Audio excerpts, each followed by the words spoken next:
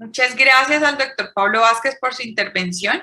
Y a continuación hay otro tema muy interesante que ha generado muchas dudas en pediatría y COVID y es ¿qué pasa a mediano y largo plazo con el COVID en los niños? Sabemos que el COVID agudo en niños en realidad en la mayoría produce una enfermedad leve, pero ¿qué pasa a mediano y largo plazo? ¿Hay long COVID en niños, por ejemplo, o COVID prolongado?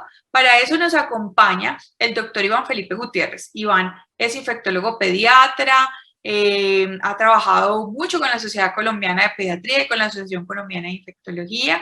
Él estudió infectología en la Universidad Autónoma de México y actualmente trabaja en la Clínica Infantil Colsubsidio y en la Clínica Infantil Santa María del Lago. Bienvenido, Iván Felipe. Muy buenos días para todos. Primero que todo, agradecer por la invitación. Muy contento de poder compartir con ustedes estos próximos minutos en el Congreso Virtual de Pediatría de la Sociedad Colombiana de Pediatría. Mi nombre es Iván Felipe Gutiérrez, soy infectólogo pediatra de la Clínica Infantil Santa María del Lago y Clínica Infantil Colsubsidio. Y vamos a hablar estos próximos minutos de lo que sabemos relacionado con las complicaciones a mediano y largo plazo de COVID-19 en pediatría.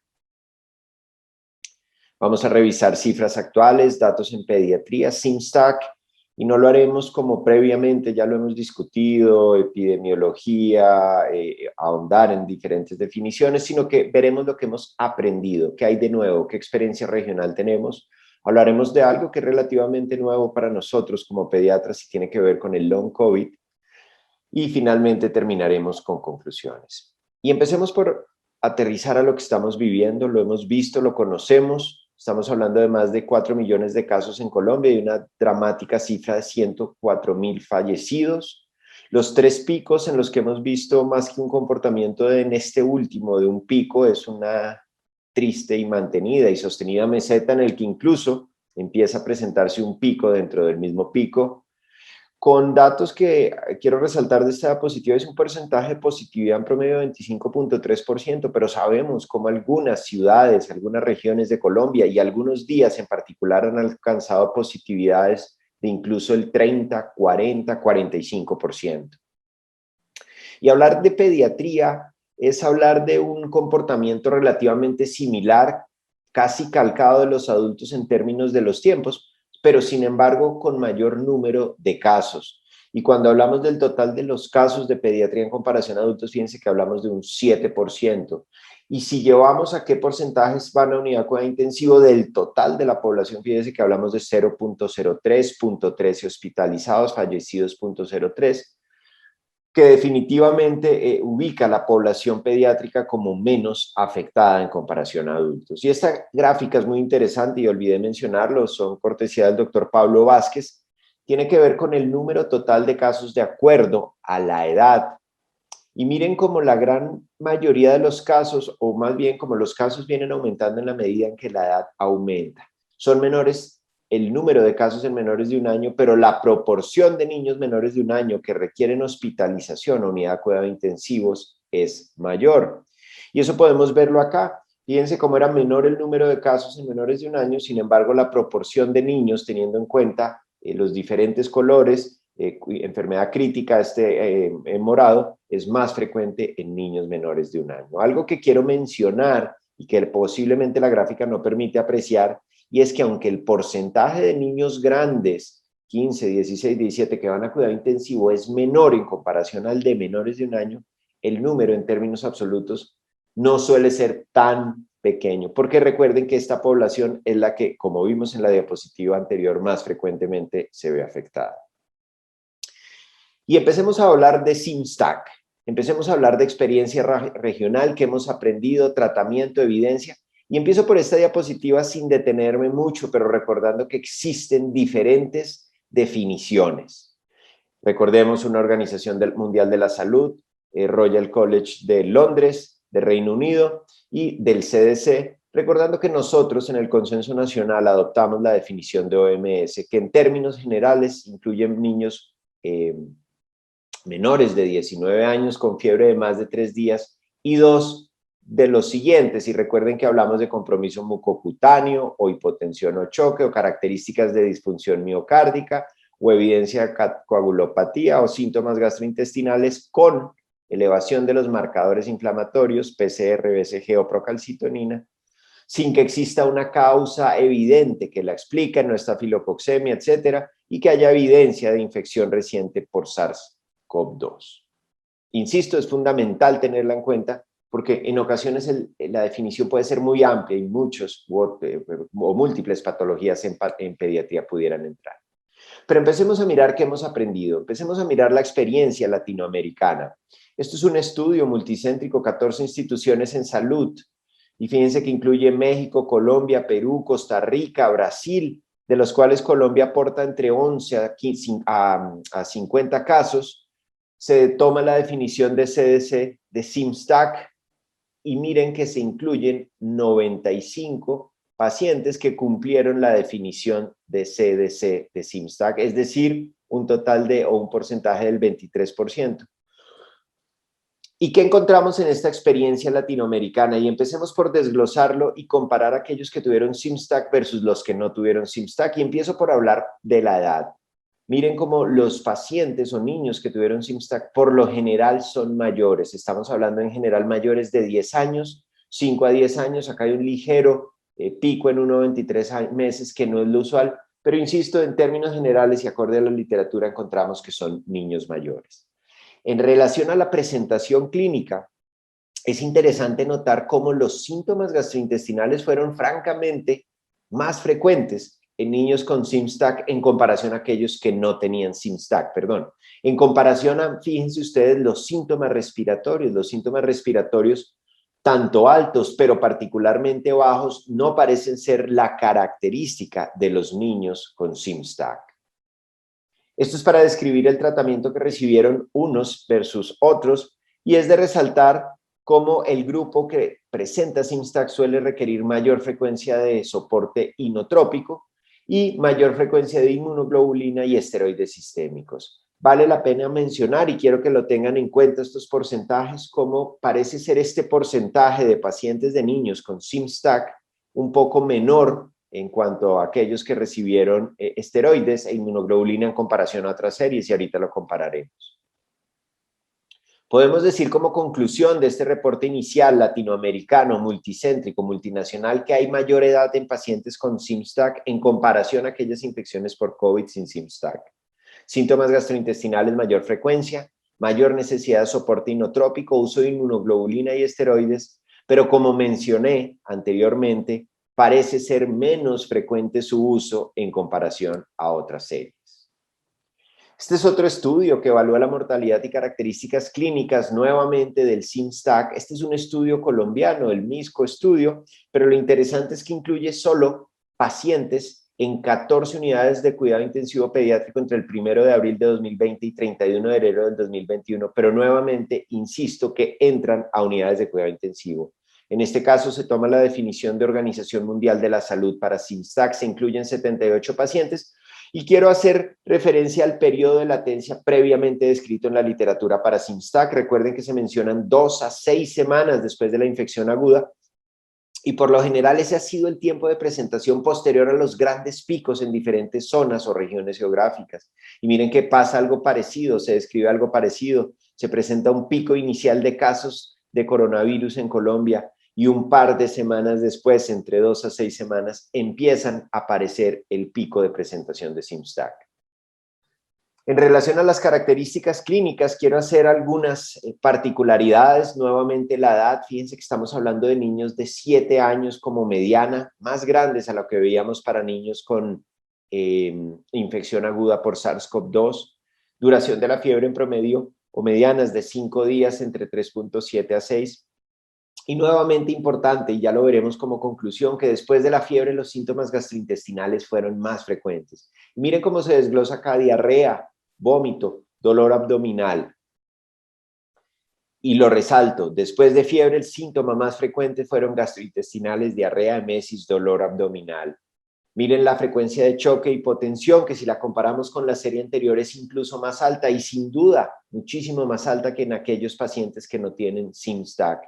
Y es de resaltar que una serie de características también incluidas dentro de las definiciones de SIMSTAC como compromiso mucocutáneo fue menos frecuente en esta serie. Recuerden, en pacientes que ingresan a cuidado intensivo, y uno pudiera empezar a hacer algún tipo de inferencias y decir posiblemente aquellos niños con SIMSTAC, con fenotipo Kawasaki, pudieran entrar menos frecuentemente a unidad de cuidado intensivo. Los pacientes con SIMSTAC que ingresaron a UCI fueron menos frecuentes en fenotipo 3.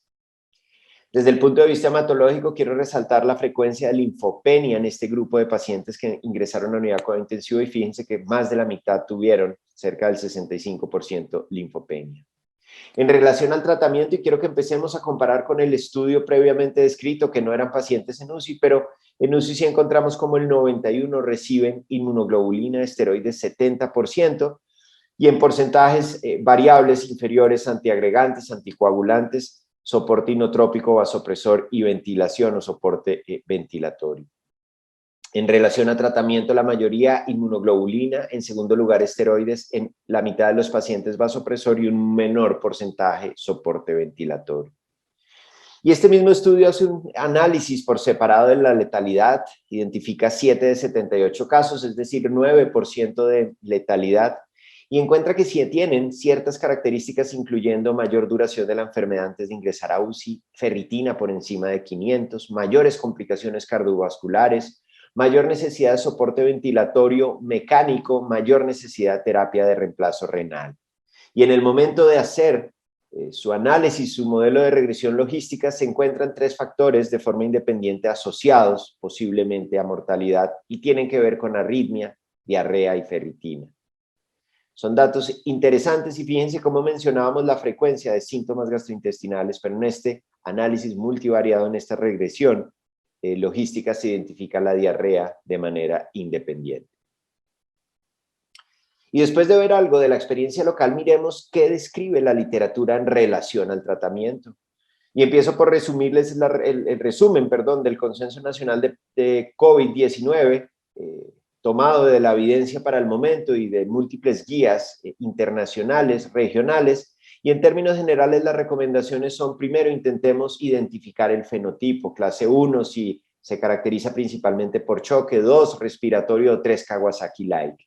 Y en términos generales se recomienda el uso de inmunoglobulina. Sin embargo, quiero subrayar esto que pueden ver en la parte inferior de la pantalla, y es: si el niño no tiene fenotipo 3 de Kawasaki, si el niño no tiene compromiso hemodinámico y presenta datos mínimos de inflamación, se pudiera individualizar el uso de inmunoglobulina.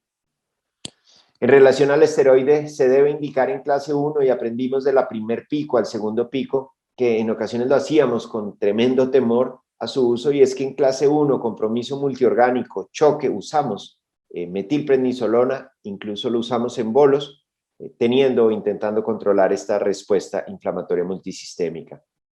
En el fenotipo 2 se individualiza, y algo muy importante, el fenotipo 3 se debe tratar como ya hemos aprendido a tratar la enfermedad de Kawasaki: inmunoglobulina, aspirina, esteroide en casos de sospecha o factores de riesgo de refractariedad. Y eso dice la evidencia, y eso decía para ese momento, basado en datos extrapolados. Pero ¿qué empieza a decir la literatura actual, la evidencia actual? Y este es un estudio de Reino Unido, es un estudio observacional multicéntrico, menores de 18 años que ingresan a unidad de cuidado intensivo. Se toma la definición del Royal College de SIMSTAC, es un análisis secundario de una cohorte, y miren, el objetivo es básicamente determinar el impacto de diferentes esquemas de tratamiento para determinar la evolución de los marcadores inflamatorios a través del tiempo, las estancias en UCI también como un desenlace importante. Se incluyen 78 pacientes. Quiero de forma inicial mostrarles cómo entre aquellos que no recibieron tratamiento, en aquellos que recibieron 1 o 2, o aquellos que recibieron 3 esquemas de tratamiento, no había mayores diferencias en términos de respuesta inflamatoria, en términos de ventilación invasiva, para poder decir efectivamente estas poblaciones son comparables. Y esto es bien interesante porque se empieza a comparar la duración en la unidad de cuidado intensivo entre aquellos que recibieron inmunoglobulina sola versus esteroides sin encontrar diferencias, en aquellos que recibieron los 3 tratamientos sin encontrar diferencias, entre aquellos que recibieron 1 o 2 tratamientos sin encontrar diferencias.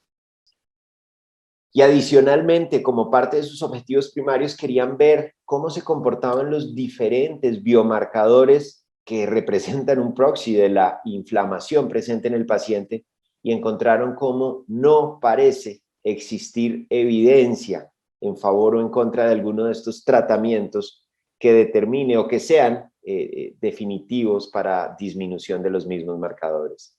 Se describe en este mismo estudio que vienen estudios en desarrollo, estudios aleatorizados, controlados, para ver de una forma metodológicamente superior y objetiva el impacto.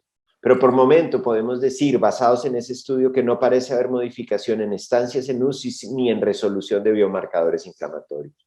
Aparecen 2 estudios en New England Journal of Medicine. Este estudio es un tratamiento, evalúa el tratamiento del SIMSTAC. Es un estudio multinacional, es mundial, evalúa múltiples características tanto clínicas como epidemiológicas, demográficas, de acuerdo al tipo de tratamiento recibido.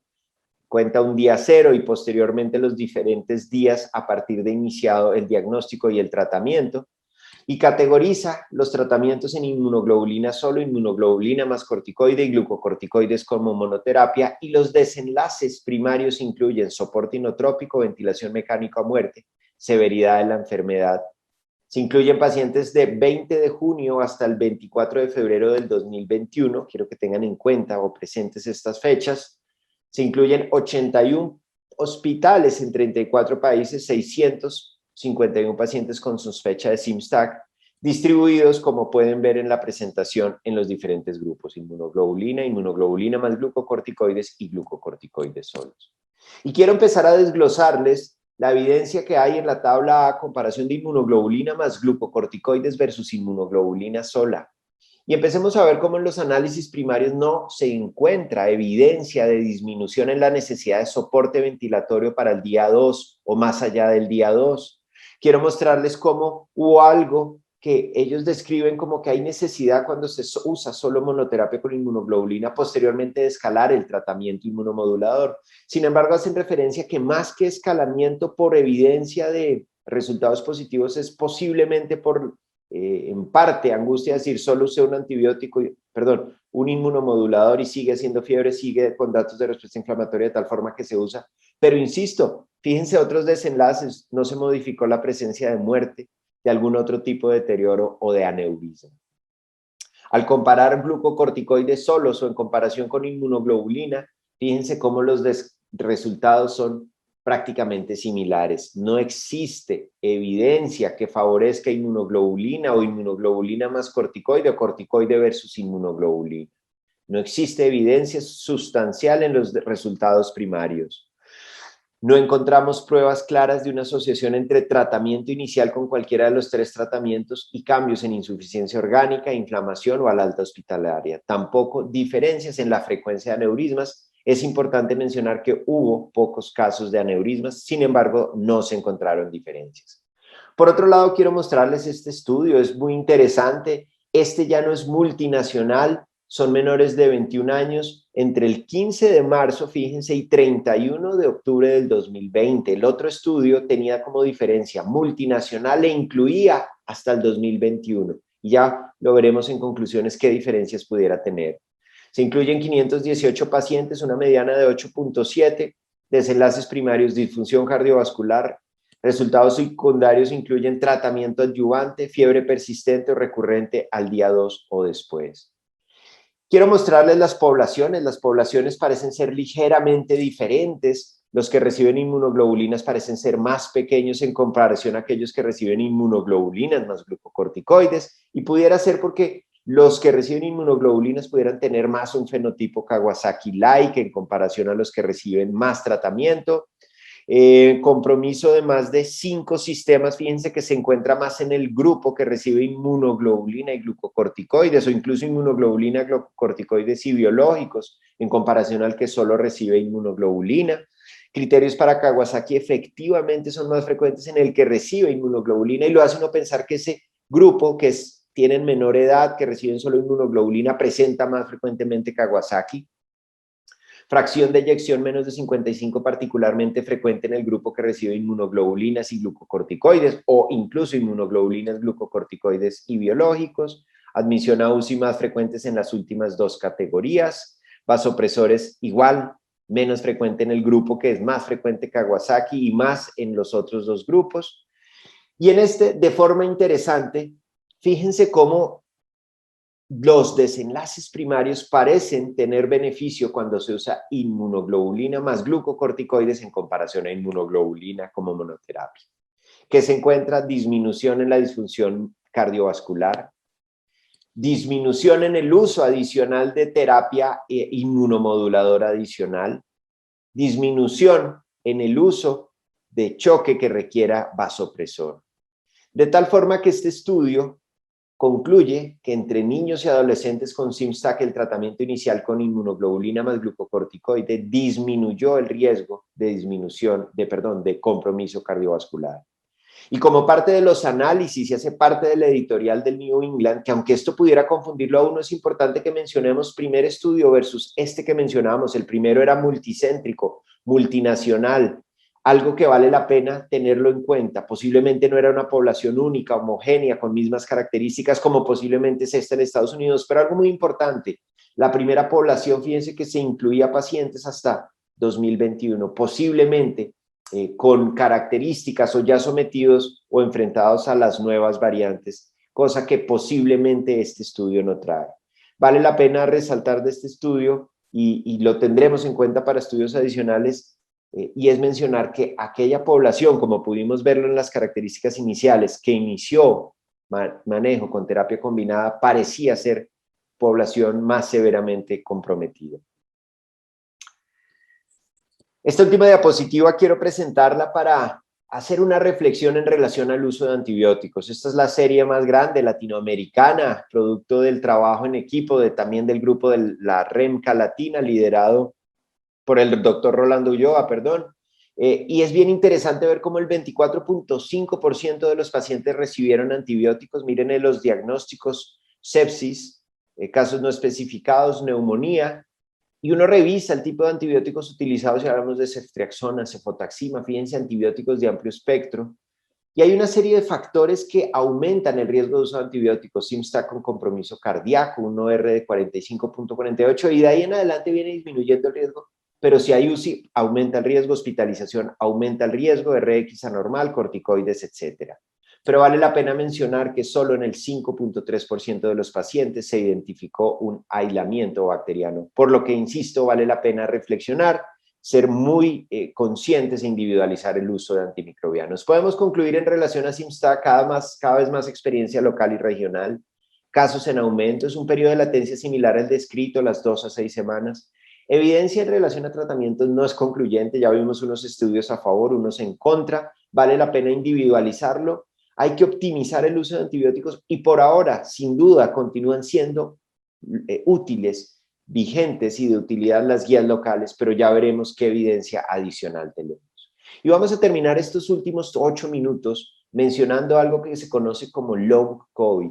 Y cuando hablamos de long COVID podemos encontrar sinónimos como post-COVID, y hace referencia a una serie de gama de signos, síntomas que algunos describen presentes más allá de 4 semanas, otros los describen más allá de 12 semanas. Y están descritos de forma inicial en adultos, y con este estudio quiero mostrarles una comparación de lo que presentan de forma aguda y lo que terminan teniendo en formas posteriores a la hospitalización. Y miren cómo predomina alteraciones del gusto, del olfato, fatiga, alteraciones reumatológicas, neurológicas. Y cuando vemos las cifras son realmente alarmantes, y vemos como 40% de pacientes hospitalizados o incluso ambulatorios, como ya veremos, con COVID agudo adultos presentan síntomas, con variación entre 1 a 3 síntomas de 22 a 6.5%. Y hay algo que es bien interesante y tiene que ver con que los casos leves también pueden presentar el long COVID o el síndrome posterior al COVID.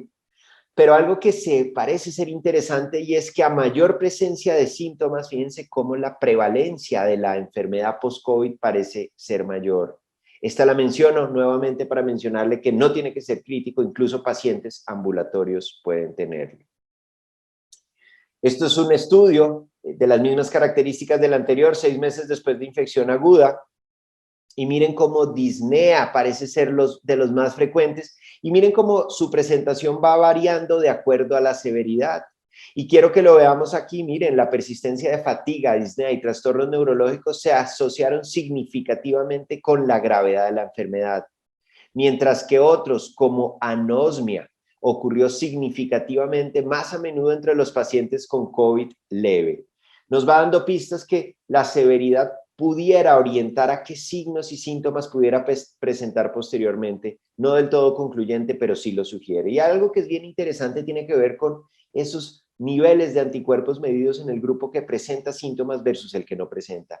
Aparentemente, aquellos que presentan síntomas posteriores a la infección aguda parecen tener niveles de anticuerpos más elevados. Y este es un estudio, es una revisión sistemática y un metaanálisis que evalúa la duración de los diferentes síntomas, y quiero que vean las barras en pacientes hospitalizados, primera columna, y segundas no hospitalizados. Y miren que de acuerdo al color evalúa a los 30 días, a los 60 o más de 90 días. Primero que todo, quiero resaltar como los más frecuentes definitivamente son, al igual que lo descrito en las diapositivas anteriores, fatiga y disnea. Y miren cómo algunos varían a lo largo del tiempo, a los 30 días, a los 60 días, a los 90 días. E insisto, hablamos de fatiga, hablamos de disnea, pero vean que hay otros signos y síntomas presentes. Cefalea, mialgias, tos, anosmia, dolor de pecho. Y básicamente este metaanálisis reporta que los síntomas posteriores a COVID están presentes en más del 60% de los pacientes. Fatiga y disnea fueron los más prevalentes, y podemos ver, insisto, en la gráfica, vean aquí en rosado, cómo incluso después de 60 y de 90 días del diagnóstico inicial. Esta la quiero resumir muy rápidamente, pero es un resumen de factores de riesgo, más de 5 signos: severidad, marcada inflamación. En estas líneas salteadas son son datos que no son del todo concluyentes, pero sugieren. Miren que desde el punto de vista fisiopatológico parece haber un daño tisular a nivel cardíaco, pulmonar, neurológico. Se plantean otras teorías como una inflamación no resuelta por persistencia del virus asociada a linfopenia, disbiosis, autoinmunidad. Pero la pregunta es, ¿qué se sabe en niños? Y Reino Unido plantea datos interesantes. Empiezan por describir que efectivamente es menos frecuente el COVID en niños. Sin embargo, es cada vez más evidente el gran número de niños con COVID sintomático o incluso asintomático que están experimentando efectos a largo plazo. Y plantean cifras interesantes: 12.9% niños de 2 a 11 años con síntomas 5 semanas después de la infección aguda. Y miren, 14.5% en niños de 12 a 16 después de 5 semanas. Y algo que quiero resaltar, y es que de forma inicial describíamos que posiblemente eran mialgias, artralgias, cefalea, pero vean cómo en la actualidad se incluyen más de 100 síntomas gastrointestinales, náuseas, mareos, convulsiones, etc. Y esto es interesante porque hace parte de la estadística de Reino Unido, y quiero mostrarles, y está abajo escrito, cómo se describe la presencia de estos síntomas más allá de 4 semanas en niños de 2 a 11 años, 12.9, 12 a 16, 14.5, como ya mencionamos. Abajo presento el porcentaje de cada uno de esos síntomas: fatiga, tos, cefalea, pérdida del gusto, olfato y mialgias. Y entonces empiezan a aparecer o presentarse algunas dudas, y este estudio es muy interesante de ¿tendrán complicaciones graves como lo hacen los adultos en relación a secuelas o compromiso pulmonar? Y este es un estudio bien interesante, y la pregunta del: ¿niños asintomáticos o no severos con COVID pueden presentar secuelas? Y básicamente el objetivo es evaluar con ecografía, evaluar función pulmonar. Niños recuperados con Symstack hacen seguimiento prospectivo al menos 30 días después de la infección. Consideran curados, excluyen Symstack y enfermedades crónicas. ¿Y qué evalúan? Miren lo interesante: se evalúa resistencia a la vía aérea, espirometría, medición de capacidad de difusión de monóxido de carbono y ecografía pulmonar. Y se intenta establecer correlación de la infección con SARS-CoV-2, efectivamente documentando anticuerpos. Se evalúa respuesta de esos anticuerpos con diferentes métodos. Básicamente, con esto quiero mostrarles las características de los pacientes. Fueron 16 pacientes incluidos, realmente 13 asintomáticos, Miren, dos tenían fiebre y síntomas respiratorios, gastrointestinales, pero en términos generales fueron presentaciones leves o, como decía, o como describíamos en el título, incluso asintomáticos. ¿Qué quiero resaltarles? Estas líneas A o estos hallazgos, los 16 pacientes presentaron líneas A en su evaluación pulmonar, quiere decir hallazgos completamente normales. Tampoco se encontraron alteraciones en términos de difusión o respuesta o en su función pulmonar en términos o con el uso de espirometría. Se detectaron en todos anticuerpos positivos para SARS-CoV-2 para correlacionar efectivamente con una infección previa. Y la conclusión muy importante de este estudio es que no se evidenció, no se describió ninguna complicación pulmonar o anomalía en nuestra cohorte, a diferencia de los adultos. En conclusión, estas observaciones preliminares sugieren que los niños con infección asintomática o leve no desarrollan secuelas pulmonares a mediano plazo. Así que podemos terminar y concluir diciendo que en relación al long COVID hay un aumento en los reportes de su presentación en pediatría. Conocerlo e identificarlo es fundamental. Es fundamental. En pediatría parece menos frecuente que en adultos, pero existe. Algunos factores de riesgo han sido descritos en la literatura, pero ojo, porque incluso en asintomáticos, especialmente en adultos, es importante saber que no parece haber secuelas a largo plazo pulmonares en infección leve o asintomática, y conocerlo es vital porque requerimos o debemos continuar haciendo vigilancia para una mejor caracterización en niños. Por último, podemos decir que de COVID cada día aprendemos algo nuevo. En pediatría desde hace poco hablábamos de una nueva entidad clínica, el SIMSTAC, una complicación a corto a mediano plazo. Y ahora cada vez tenemos más evidencia del potencial efecto a largo plazo que puede tener el SIMSTAC, no solo en adultos. Así que muchísimas gracias por su atención y estaremos atentos a dudas o preguntas posteriores.